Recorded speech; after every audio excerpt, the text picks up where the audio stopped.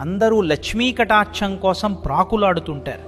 కానీ ఆ తల్లి ఇచ్చే ఐశ్వర్యం వెనుక ఉన్న అసలు రహస్యం మీకు తెలుసా?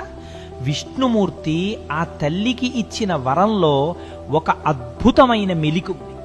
ఒకనాడు లక్ష్మీదేవి స్వామివారిని సేవించుకుంటూ, నేను కోరుకున్న వారికి ఎంతైనా ధనాన్ని ఇచ్చే అధికారం నాకు ప్రసాదించండి అని కోరింది.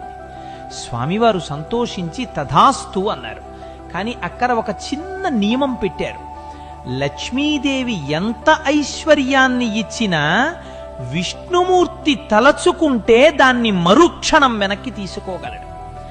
ఇది గమనించిన సరస్వతీదేవి తమకు లక్ష్మి కంటే గొప్ప వరం కావాలని కోరింది.